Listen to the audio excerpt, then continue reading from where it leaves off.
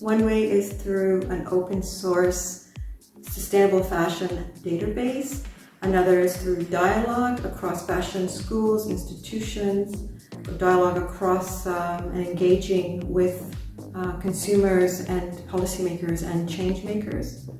Fashion can save the world by embracing first and foremost its flaws and reimagining itself, allowing itself to reconnect back to its roots, accelerate positive change through education, and reconnecting with a new consumer, a new population, and a demographic that expects more transparency from the fashion system.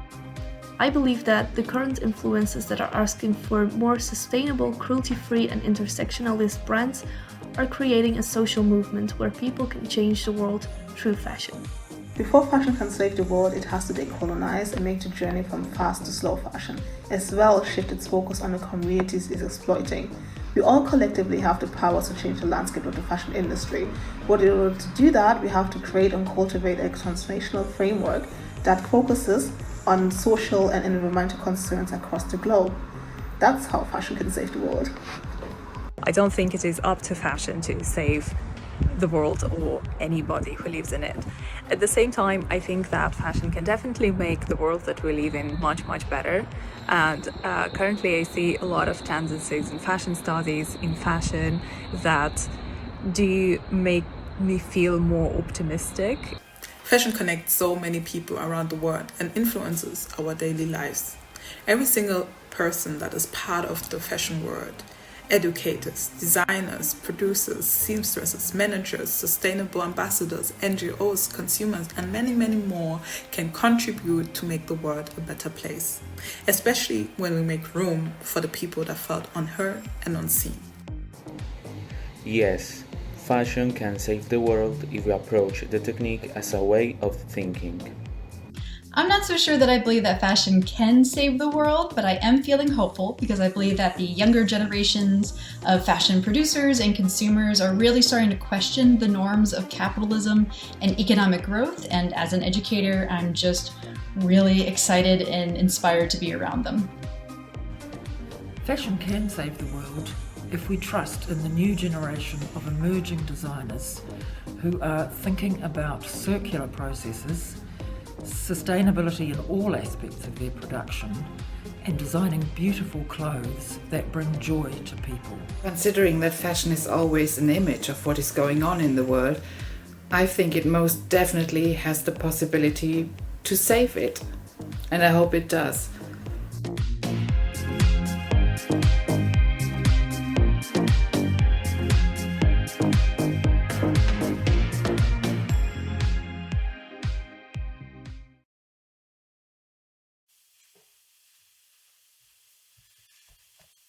Hello you all. I am Herman van Goetem. I am Director of the University of Antwerp. A warm welcome this morning on this day on responsible fashion. Dear all, welcome at the University of Antwerp on the occasion of the reopening of the Fashion Museum in Antwerp. That's indeed the occasion. And the organizing of the Congress is a unique collaboration between the Faculty of Business and Economics of our university, the Fashion Department of the Royal Academy of Fine Arts, a little bit further on the street, and Antwerp Management School on the other side of the street. Since the 1980s, Antwerp is known globally as a creative fashion city thanks to the what we call then the Antwerp 6 and the Fashion Department of Academy. One of these, Antwerp 6, designed even the gown of the university. In fact, I had to wear my gown when I came here. Sorry for missing this opportunity. And research shows that this strong reputation of creativity at the avant-garde is still present. However, in order for a creative to become successful today, it is no longer enough to be creative alone. Research shows that there is a lot of creativity here around us, but unfortunately they often lack business skills. And therefore the university starts 20 years ago a master degree in cultural management and later on a summer school in fashion management. And then in 2018 the international master degree in fashion management was established at the Antwerp Management School and is very fruitful.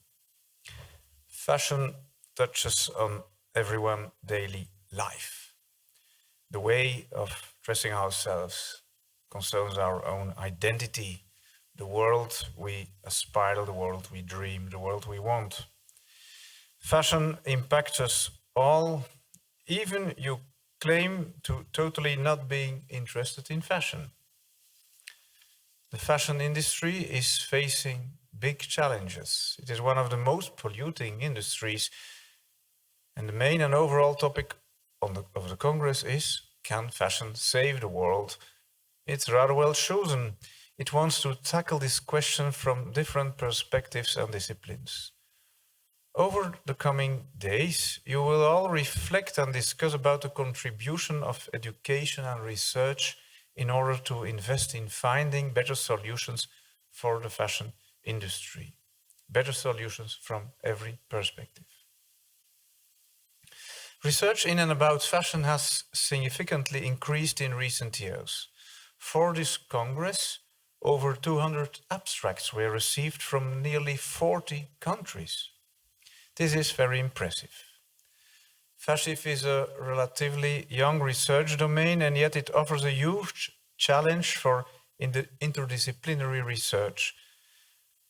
Firstly, and most obviously, in terms of artistic research, but in addition, we see contributions that overlap with economics, history, as for instance, fashion heritage, sociology, philosophy, business, marketing, consumer behavior, technology. The list can continue. Fashion is the world. Fashion is we. Fashion is who we are. Among the questions that you will discuss over the coming days include: how can we change the system and develop a more sustainable and circular economy? How can we produce more locally and develop a healthy and more balanced ecosystem? Also, historical and anthropological questions will be discussed, like how to deal with cultural appropriation, how is the role of fashion heritage in museums, how to decolonize fashion. Finally, the Congress wants to focus on the role of the creative designer now and in the future in terms of new ways of working, including different forms of collaboration. What is the impact of new technologies and processes?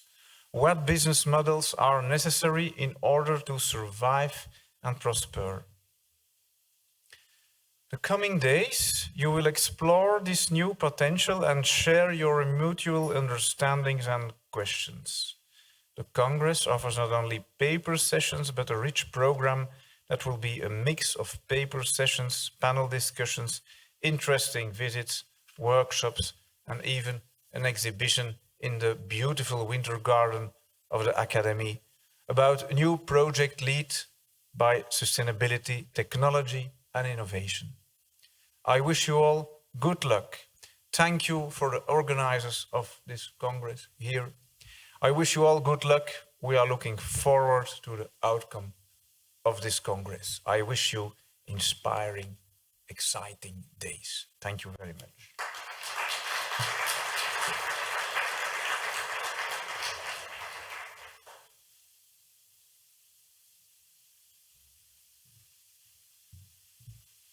Good morning, everybody. As the representative of the Royal Academy of Fine Arts, I'm happy and proud to be here.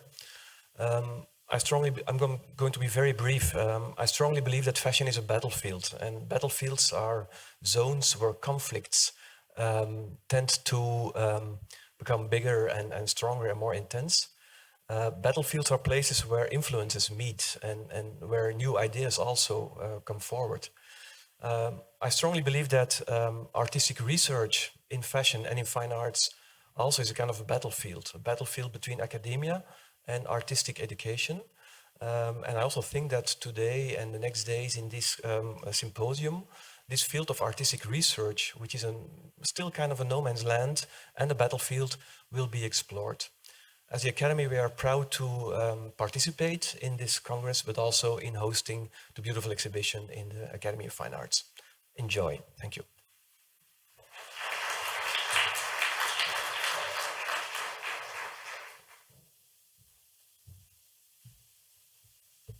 Hi, my name is Ian King, and I don't represent anyone.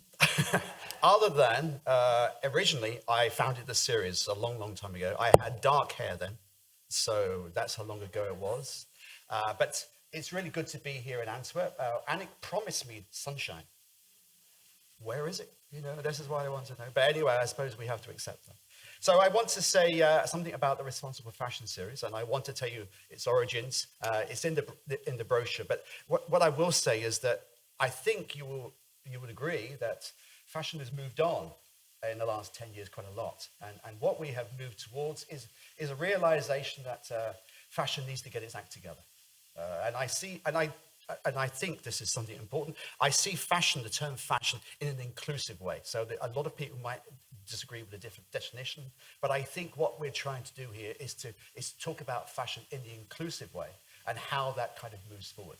I also want to talk about its interdisciplinary nature and the fact that because it's such an interdisciplinary subject, it allows for people to look at fashion and its areas in different ways. And that, I think, is really important for its future growth, because it does need to change the world. You know, people say, can it change the world? In my view, it's got to change and therefore make a significant contribution to changing the world. Because if it doesn't, fashion will die.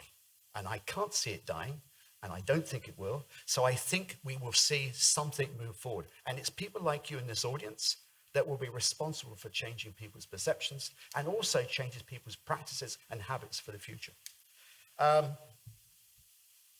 Okay, I think I'll stop now. I wish you the next few days a really positive experience. You're going to have lots of opportunities to participate and to contribute. Use the time well and to enjoy the experience of meeting people in the flesh. You know, for many of you, maybe the first conference after this COVID crazy world we've been in, and use the time well and enjoy. Thank you.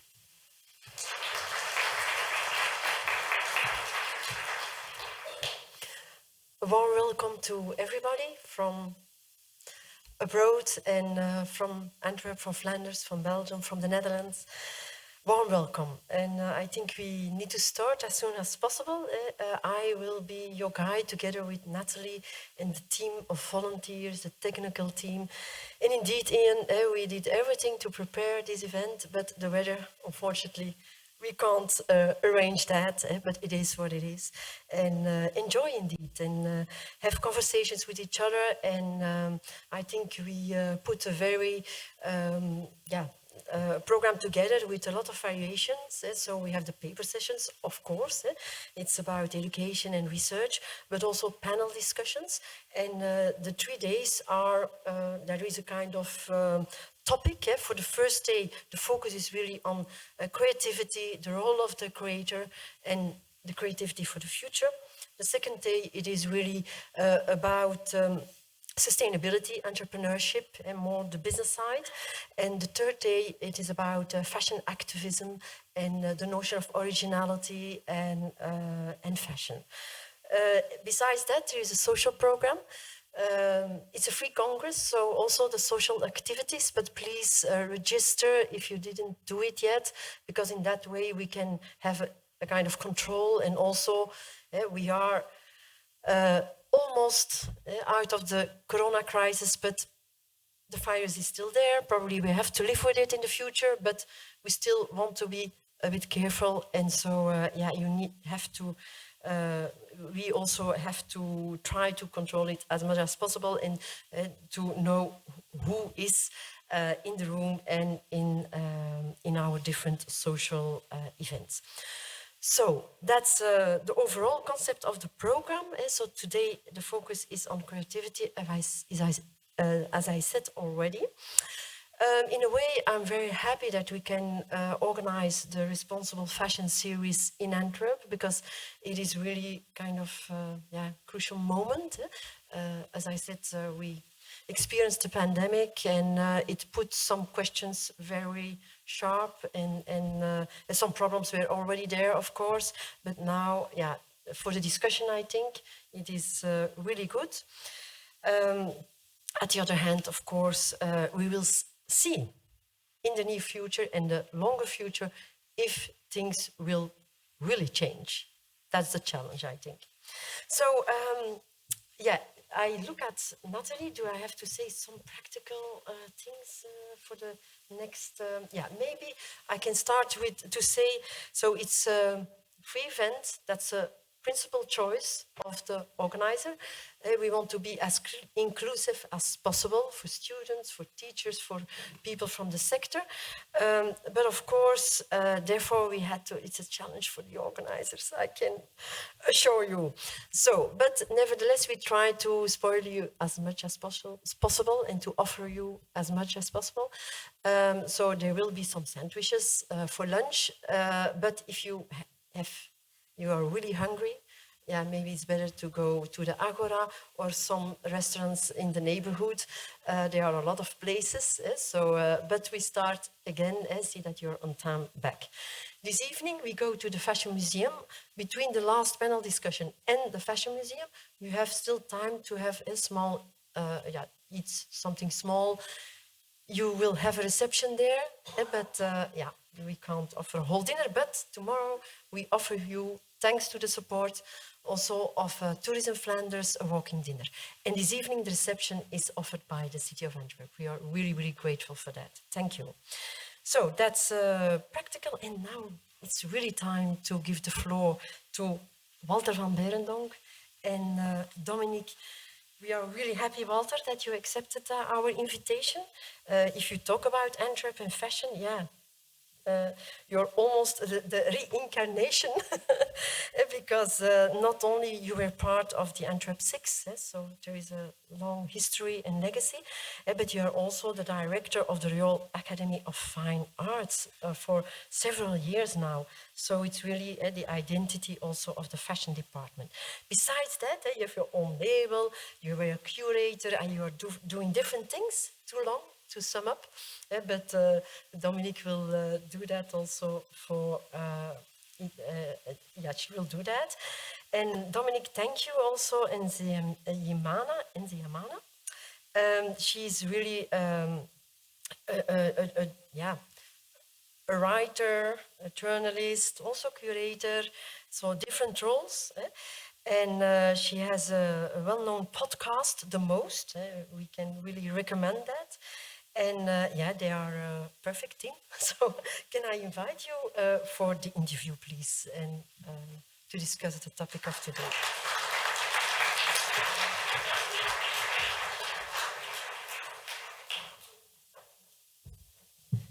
Yes, certainly for fashion people, no fashion without visuals. So we will start with a small movie of Walter. Actually, it's a 7 minutes movie, but it will be more like an impression. And so we will show, if that's okay for you, Walter, 2 minutes.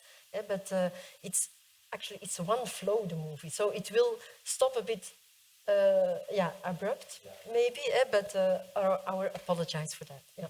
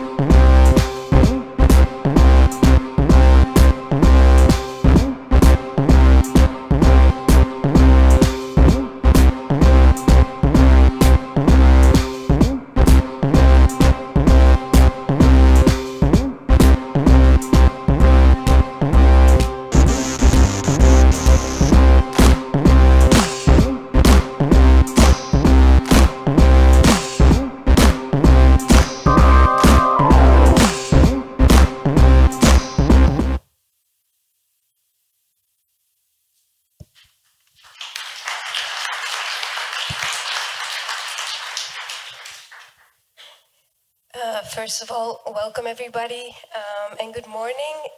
And thank you, Professor Schramme, for a kind introduction. Hello, Walter. Goedemorgen, good morning, everybody. And Okay, sorry. Yeah, I wanted to start at the beginning because, like Professor Schramme said, your career has been ongoing and so fast, and it's still moving at such a great, not at a speed, but so profoundly. But I want to start at the beginning. You grew up in the 60s. You were admittedly a shy boy who liked drawing in his room instead of playing football outside. But could you maybe tell us when that first fashion spark, when that first introduction to fashion came? I have to go back now a long time, but I mean the first interest in fashion, and I don't think that I could call it at that time already fashion, was when I was introduced to the work and the music of David Bowie, because at that time I was like 12, 13 years old, and it was incredible to see such a singer performing that way in this looks and that looks he was wearing. And that really triggered my interest for clothing and my interest for communication, because I found that he was really communicating through his look, through his clothes, through his makeup, and telling stories. And that was so fascinating to me that I really started to follow him intensely, also listening to his music. The whole glam rock period, in fact, was very fascinating for me. And then, yes, slowly I was attracted in the direction of clothing. And I was wearing them, I was buying them. I went to London to have the right looks and the right platform shoes. And then, yeah, slowly, I was already like drawing. I went to evening classes. I was doing like a new drawing at that time already. So I was really attracted already to art and to drawing. And then, yeah, step by step, I went to an open door of the academy, to the school, and then I knew this is what I want to be, because I was so charmed and attracted by the fashion department. The people were working with their hands, were making clothes, but at the same time also I saw their incredible drawings and research also. Yeah. You just mentioned traveling to London. In the 70s, that meant Vivienne Westwood, Malcolm McLaren, Catherine Hamnett, also people just like Bowie who were challenging the mainstream, who were doing it loudly, who were doing it with their chests, as we said. They weren't afraid to do so. Did that inspire you as well for those first years at the academy, or in the way that you were communicating with slogans, with messaging? Yeah, I mean, London was at that time incredible. It was like a melting pot of the most incredible subcultures, and also incredible emerging designers. And you obviously felt that energy when you went to London at that time. And that's why we choose to go to London with the Six as our first destination, because we really wanted to go abroad Belgium, and we were searching for the right place, and then we thought about London, and we went to the British Designer Show. And definitely that energy of London helped me also to start up my way of thinking, and I loved the engagement of Catherine Hamnett at that time, who was really talking through slogans, even political questions. She was talking about the climate. She was talking about everything we could do to change the world and make it a better world at that time. So she was very, I think, forward thinking. Yeah, her most known slogan from the time was "Choose Life." Slogan was,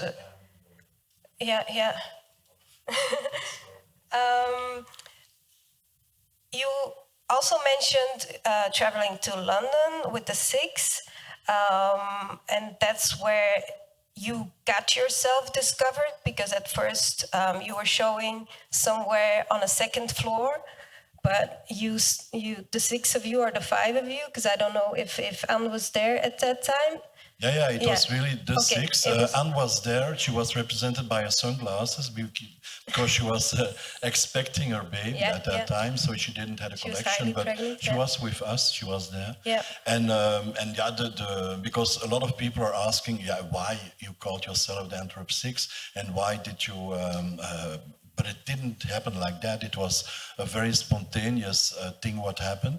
And it came out of frustration, in fact, because we were, at that time, approximately 5 years graduated from the school. We were extremely busy doing the Golden Spindle contest, traveling around the world, but not with our collection. So it was really, we were a little bit locked in Belgium. And definitely there was, due to the language limitation, we were not crossing borders, and that was very frustrating. And I think at that time we had been in every Belgian newspaper, but of course we wanted to go out of Belgium, and that's why we were an evening sitting together, because we were really doing a lot of things together as a group of friends. And there was Geert Buloot from the shop Louis. He said, why not going to the British Designer Show in London? Because I think he was going there also for buying for the shop. And he said, it's a good place to present you internationally. And we were a little bit, okay, why not? Let's try it. And we literally were renting one big van, putting all our stuff inside, and we literally drove it ourselves to London. So we took the boat and we went to London. And unfortunately, we arrived on the second floor. I think it was even the third floor, I don't know, in the middle of wedding garments. So it was a very weird place, totally out of place with what we were doing. And again, how can we deal with this problem? We were all together as the group, the 6 of us, and we did a lot of effort to do the presentations right. And so it looked rather awkward in between the other stands. And then we started to make leaflets, and we sent the models, we had some models with us, we sent them around on the fair, and literally, second day, a few people came to the second floor, and like that we were attracting customers. And then an assistant from one of an important press agent in London, Marisha Voronechka, she came to the second floor, she saw our work. She was amazed to see, first of all, designers from Belgium. She never heard about it. And then secondly, also to see so many together suddenly, which she never heard about. And then Marisha Voronechka, her boss, came over, saw our work, and she took us all together in her press agency. And she called us the 6 of Antwerp because they could not handle our names. They could not pronounce it. And that was the easiest way to deal with the problem. So we suddenly were a group of 6 designers. And the good thing about that was, even though you're called the Antwerp 6, your work is so individual that you once told me you weren't, or none of you were annoyed that they grouped you together, because you were such good friends and you all knew no one's gonna think one is the other, because our work is so different. No, it was completely different, and that started already in the school, because we were very close friends, and we were spread over 2 years, so it was not that we were all in the same class. And in the beginning, Martin was also there, so we were really literally with 7. And what was the question? There was no question. I was just emphasizing that all of your work now was I know it again. And there was a lot of synergy between us, because first of all, we were all starting up something which we didn't know about. There was no history in Belgium. Nothing happened really in Belgium. There were a few fashion designers, but I mean, not on I think, there were a few designers, and we had to invent a little bit everything ourselves, so we didn't know how to deal with that. And it was really try and error also. And everybody had a very distinct style and taste and things they liked. But also there was an interaction between all of us. Yeah. And Dries was bringing a lot of knowledge of buying and selling and shops, and Anne was bringing other aesthetics, and like that everybody was also dealing with a lot of different topics, I think. And it was very stimulating, and also we were rather ambitious. So when Anne was doing something, Dries wanted to do it better, and then I even wanted to do it better. So there was a good ambition also, and a good way of working together. Yeah, that's what I wanted to say. Like, there was also a form of competition, which I think sometimes people are scared of that, but I think it's a good thing, don't you? It did work very well in our case. And I mean, we were together during the day, but we kept on going in the evenings. We had dinners together, parties together. We had traveling all over the world. We had the chance to travel twice to Japan. We went to New York, we went to London, because we could handle it. And it was really like a group of people discovering the world. Yeah, because you mentioned the Golden Spindle, which was a prestigious Belgian fashion award. Did that also come with a monetary prize? Did you? No, because the Golden Spindle, it was, in fact, it was organized by the government of Belgium, and because they wanted to inject creativity in Belgian companies, in Belgian clothing companies, because there were at that time a lot still in which were producing in Belgium, making clothes in Belgium, but they all had all very exotic names, like Italian names, and so nobody was even thinking it was a Belgian product, because at that time they were not proud to be Belgian. They preferred to be Italian, or to give a better, to express them in a different way. And so the government had the idea to combine these companies with creativity. And one way or another, they arrived with us, and we were invited to collaborate with these companies. So we were designing a collection which was realized by these companies. And that was then put on a catwalk. There were 4 Golden Spindles fashion shows. And out of that came then prizes.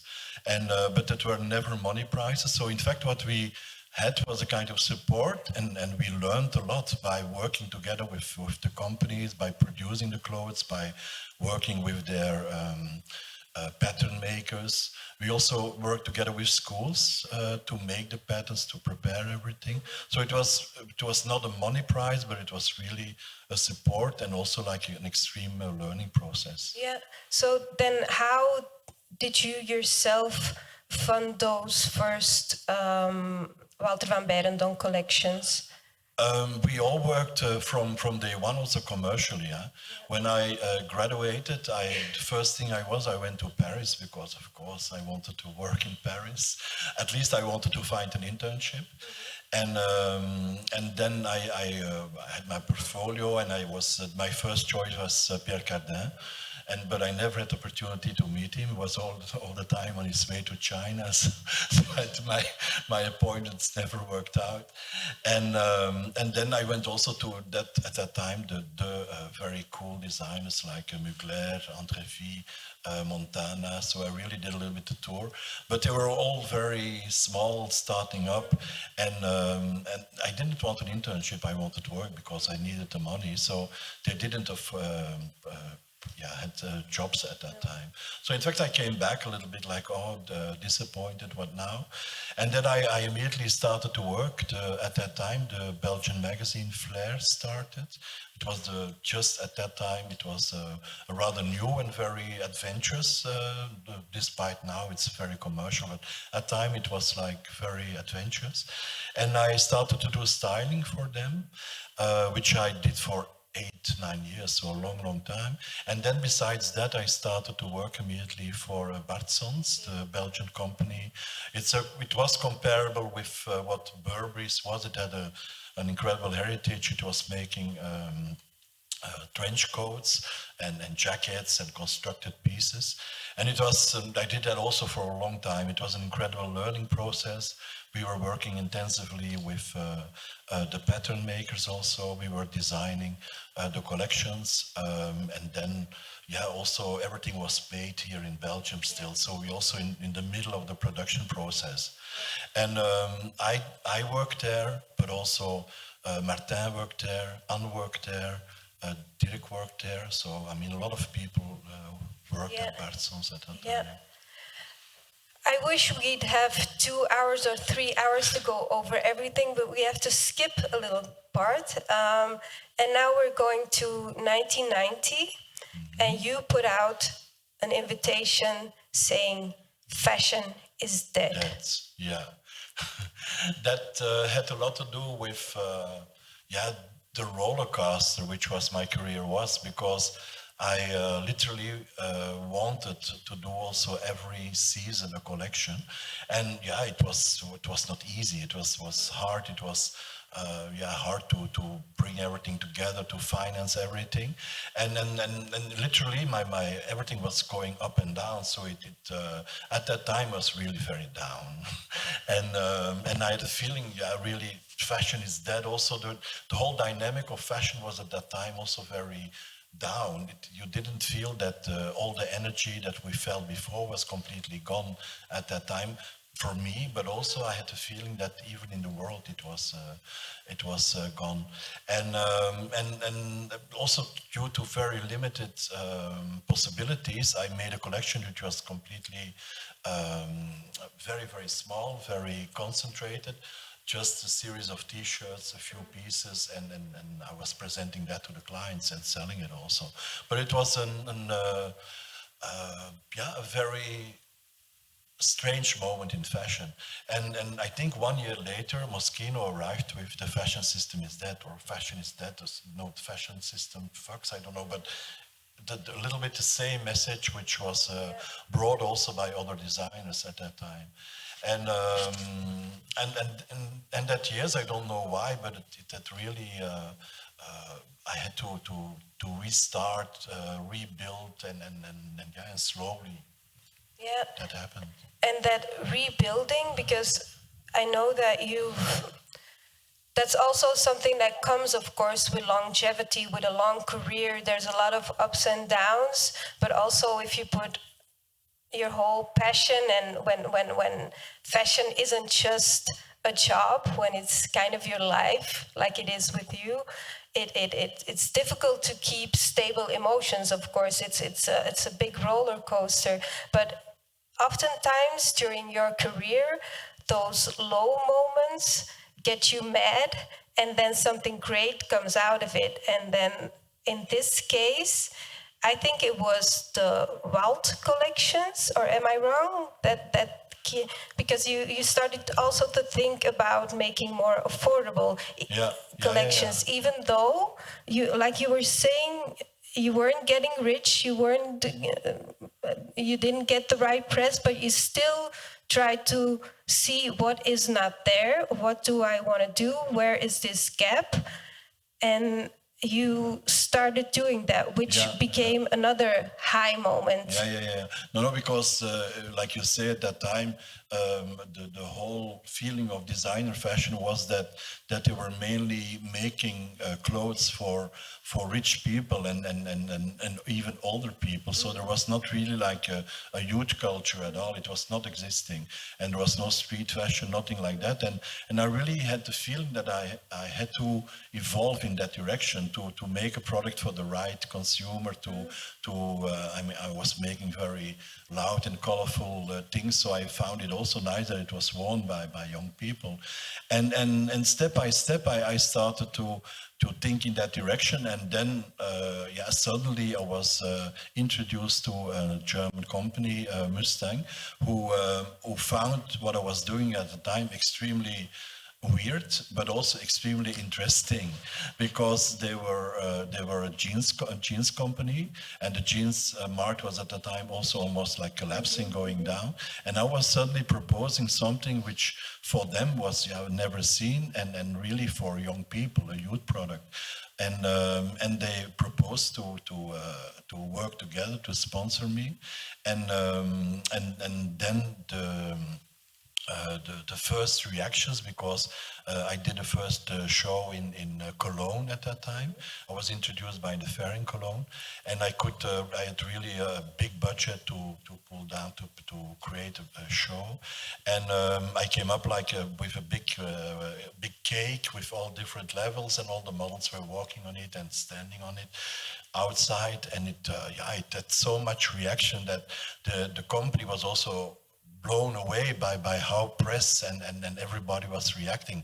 Also a lot of interest from buyers at that time, and it started up a new collaboration which took till the end of the 90s, till 2000 approximately, and which was a very for me an incredible ride, because due to the enormous reactions, and also the reaction on the clothing and the selling of the clothing, they give me like budgets, and I could do incredible shows, and I could really do what I wanted to do, and do it also in a very obvious and clear way. So it was great. You went from having no funding to having really huge budgets. Yes, it was great until it wasn't. Because then... Yeah, that's always like that. It's great till it wasn't. But we arrived at the end of the 90s, and suddenly it was another wind again in fashion. That's also why I'm going up and down. Sometimes I'm in, sometimes I'm out.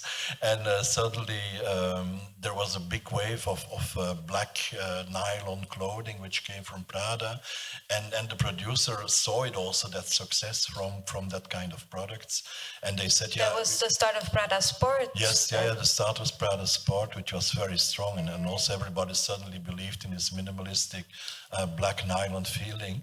And I was there with my kaleidoscope of colors, and we still were selling rather well in Japan, and we still had a good fan base, so that was not a big problem. But the problem was that they wanted to sell more, and they said, why not adding black, why not adding gray, why not changing it in that kind of simple look? And that was a thing what really made me uncomfortable. And even a certain moment I find out that they were working with a kind of ghost designer behind my back, doing things which I never would have done. And I felt so personally involved in that collection, because I did it with my heart and my guts, and my face was on everything. So I didn't really want to choose for the money and just let them do. So I took a little bit probably stupid, but at that time I found it the right decision, and also the most honest, to get out of the contract. And I did it in a literal way. I broke a contract. I had to take care of all the people which were working for me. It was like a huge disaster, because everything became suddenly like scratch. Yeah, it was heartbreaking. I think you also take the mean. decision. And so that was another big high, a big low. What also came with that was that you couldn't really put out new collections, if I understand correctly. And I remember, because I grew up in the Kempen, just like you. I'm from Beirendonck, which is a small town, but there were two stores. One store that sold Walt, the collections, and one store, a shoe store that later on also sold your shoes, but they also sold Prada and all those kind of things. But I remember going to going for a one piece, because every season I only had money for one piece, for a new Walt piece. And I remember the store owner saying, she was almost whispering like, "This is new from Walter. it's aesthetic terrorists. But it was the buyers, they knew that you couldn't design under your own name at the time. Could you talk a little bit about that? Yeah, it was a very weird situation because by breaking the contract, I was not allowed to do 5 years commercial collections under my own name.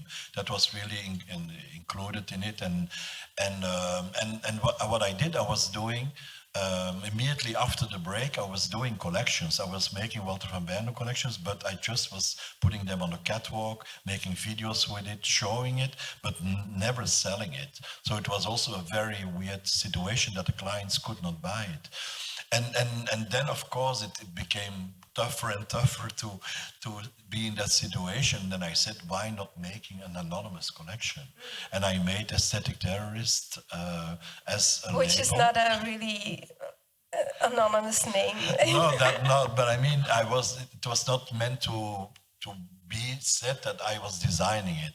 I just wanted to make something which I thought could replace and also could be on the market, and I called it Aesthetic Terrorist.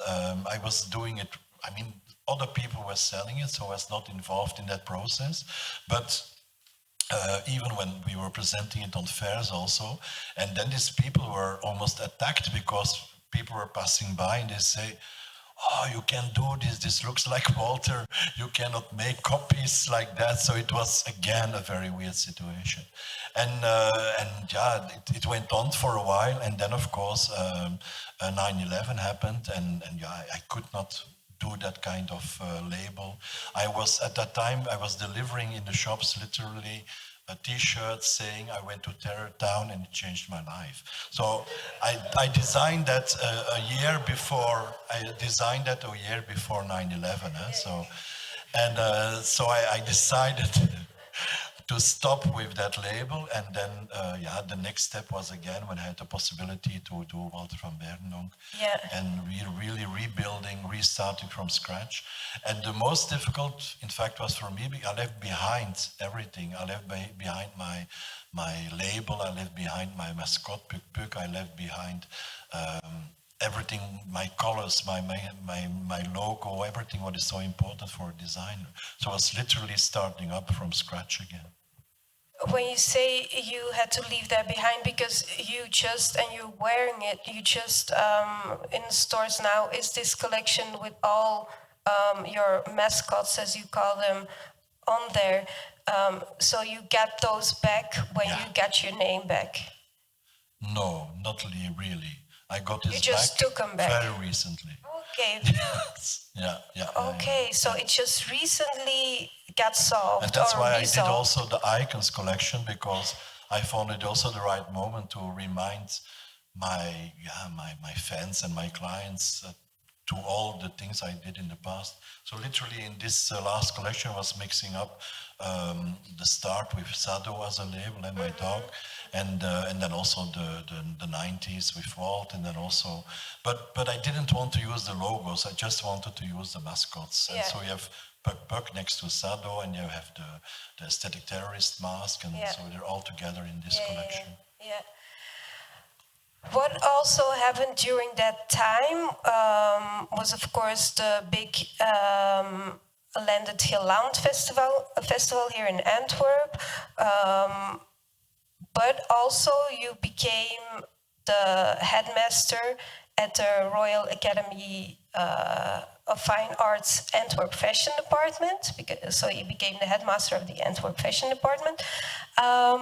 You followed in the footsteps of 2 women before you.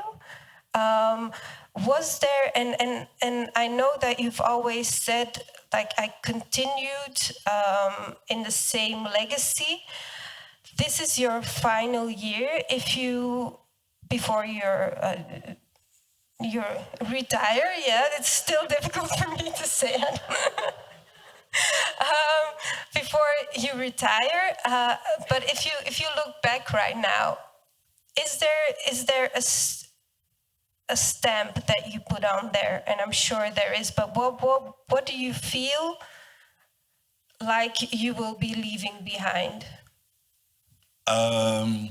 Oh, I mean, I started in 1985, so I was in fact... Yeah, as a teacher first. As a teacher, so I was there long before the moment that I took it over. So, and I think from the beginning, I was really intensively also involved in everything what is happening in the school.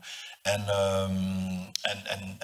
together with Linda, there was really like a very strong collaboration with the team, and we were very ambitious. We really wanted to make the best school in the world. That was a little bit the idea to really the thing what we found was extremely important was like creativity and to approach fashion that way. So we were, of course, we knew about other schools, other ways of teaching, but we definitely chose from the beginning that kind of direction, and related, of course, and being together and being in the school with the Royal Academy, it was the perfect place also to push forward fashion that way, and we were really excited by that, and rather, we easily could do like projects or bring people to Antwerp, and there was a very strong dynamic in the fashion department,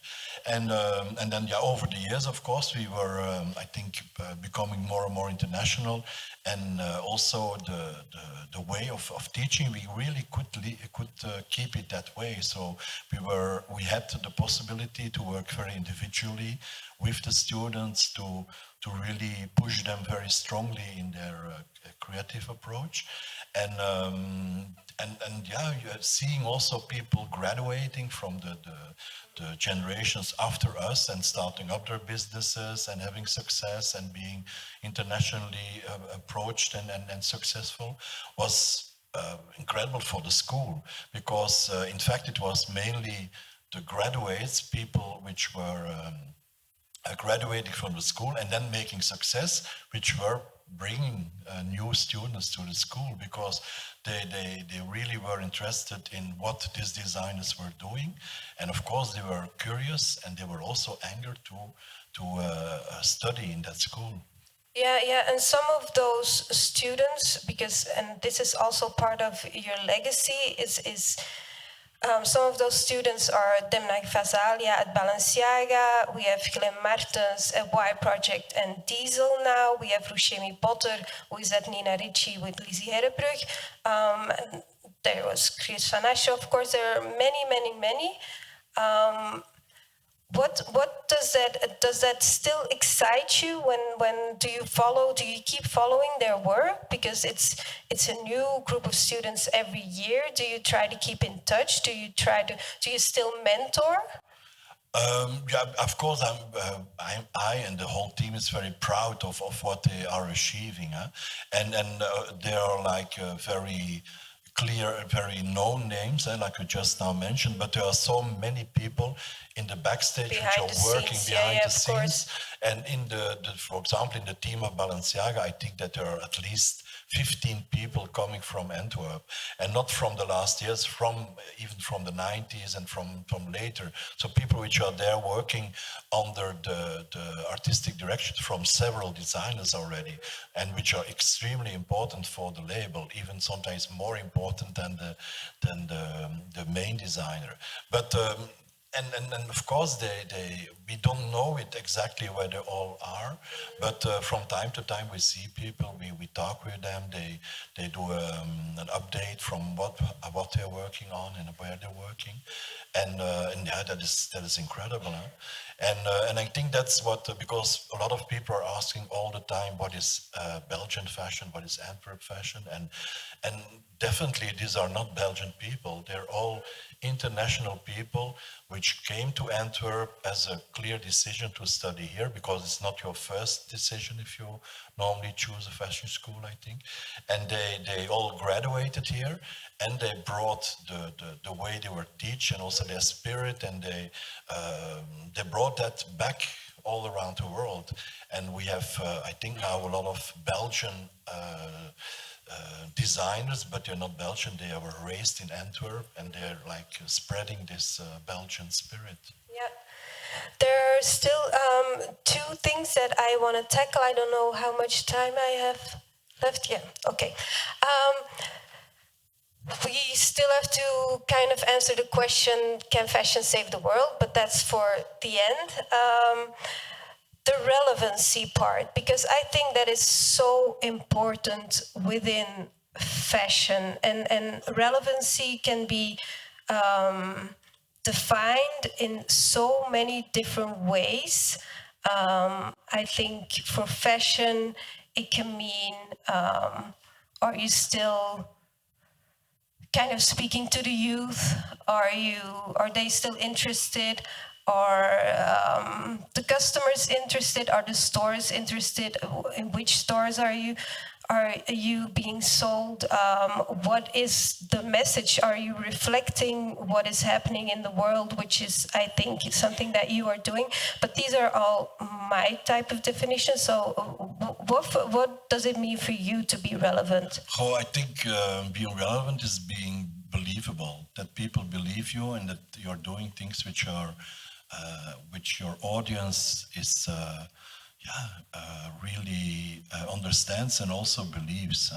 And what in fact is rather curious, and where I'm very happy for, is that I went older and older, but my audience didn't went older and older. They kept on buying it when they I can vouch for that, because my daughter sent, she posted a picture, she's 16, she posted a picture of me wearing one of your scarves on Instagram, and she got immediate responses from her friends saying, oh, I want a scarf like that. 16 years old. Yeah. And the nice thing, in fact, is that there's now a lot of interest in my work by very young people, which are even like rediscovering my work I did in the 90s, which in vintage stores as well. Which are collecting it, which are really very proud when they're wearing it. And that's so nice that I see that this energy comes from all these different ages, and that they believe me, what I'm doing, and they keep on following me. I think also the whole evolution with social media, I found it very interesting that suddenly you had the possibility to speak directly with your fans and your clients, which is on my Instagram, I'm mainly reposting pictures from people wearing my clothes, and it's very, very nice to see this variety of people all over the world, all different physics and looks, genders, wearing it, and very proud. And I think this belief can come with proud. If they're proud that they're wearing my clothes, that's, I think, what it means. Yeah, so I saw a little video yesterday on Instagram of the Responsible Fashion series by Professor Dr. Ian King.